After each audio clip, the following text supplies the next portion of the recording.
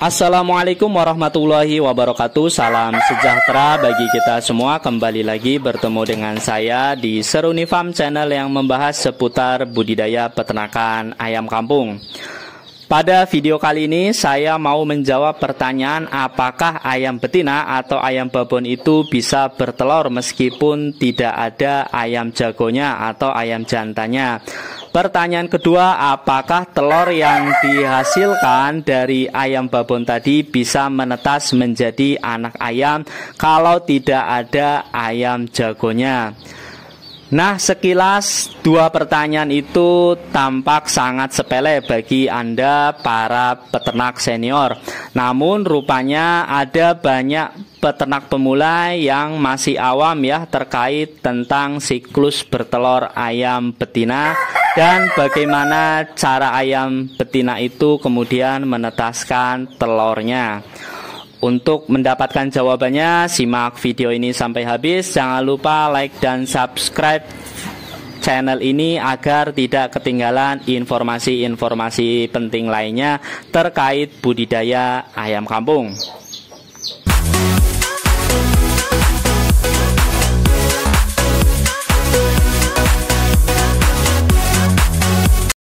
Saya jawab pertanyaan pertama ya, apakah ayam betina itu bisa bertelur meskipun tidak ada ayam jantannya? Jawabannya bisa, sangat bisa. Karena ayam betina ketika memasuki usia produktif atau sistem reproduksinya itu sudah matang, ayam betina itu akan bertelur secara rutin. Saya kasih contoh ya, untuk ayam Jawa ya atau ayam kampung biasa yang saya miliki itu setiap tahun itu bisa bertelur itu mencapai 50 sampai 70 butir per ekor per tahun. Jadi meskipun ya tidak dikawini oleh jago sekalipun, ayam itu akan tetap bertelur secara rutin ya. Jadi kalau kita misalnya dalam setahun itu bisa menghasilkan 50 sampai 70 butir per ekor per tahun, itu berarti interval ya mereka itu bisa bertelur itu antara 5 sampai 7 hari. Itu ayam itu akan tetap bertelur meskipun tidak ada jagonya dalam waktu misalnya antara 5 sampai 7 hari. Bahkan untuk ayam kampung unggulan atau ya yang kita kenal dengan ayam KUB atau kampung unggul Balit Bangtan, itu produktivitas telurnya jauh lebih tinggi. Itu mencapai 180 butir per ekor per tahun. Jadi kalau kita asumsikan bagi rata setahun itu 360 hari itu, ayam KUB itu bisa menghasilkan telur itu antara 2 sampai 3 hari itu 1 butir. Jadi memang sangat tinggi sekali. Ada banyak faktor yang berpengaruh pada jumlah telur yang dihasilkan ayam. Itu nanti saya akan bahas di akhir video. Saya mau menjawab pertanyaan kedua dulu ya. Apakah telur yang dihasilkan oleh ayam betina tanpa jago itu bisa menetas menjadi anak ayam? Jawabannya tentu saja tidak. Karena syarat agar telur itu bisa menetas menjadi anak ayam itu adalah telurnya fertil. Jadi si ayam betina atau induknya itu harus terlebih dahulu dikawini oleh jago.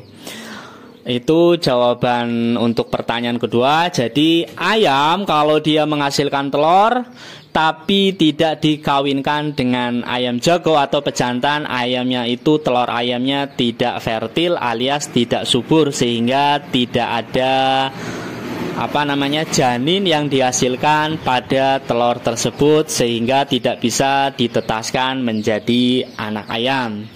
Nah, balik lagi ke pembahasan tadi, jumlah telur yang bisa dihasilkan oleh ayam ya, baik ayam kampung biasa maupun ayam kampung unggul Balit Bangtan.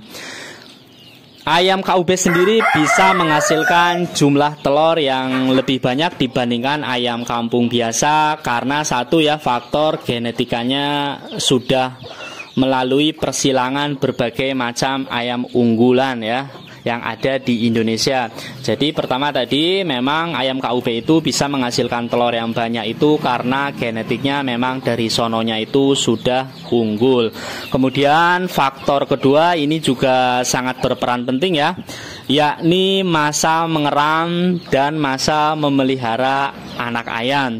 Jadi ketika ayam Anda itu mengeram, itu otomatis selama masa mengeram itu dia itu tidak akan bertelur. Sementara kalau ayam KUB itu secara bawaan dari genetikanya itu mereka sudah kehilangan perilaku untuk mengeramnya. Jadi ketika ayam itu tak lagi mengeram, itu otomatis masa bertelurnya itu bertambah ya. Itu penjelasannya. Masa mengeram ayam sendiri cukup panjang ya. Jadi dia itu bertelur, dikumpulin telurnya dulu mungkin sampai 8 sampai 12 butir, baru kemudian dia rami. Biasanya masa mengeram itu sampai 21 hari ya, atau 3 minggu. Jadi memang cukup lama. Jadi ketika jeda 3 minggu itu ayam selama mengeram itu tidak menghasilkan telur sama sekali. Itu yang membuat ayam kampung itu relatif jumlah produksi telurnya itu lebih rendah dibandingkan ayam kampung unggulan yang memang masa mengeramnya itu tidak ada.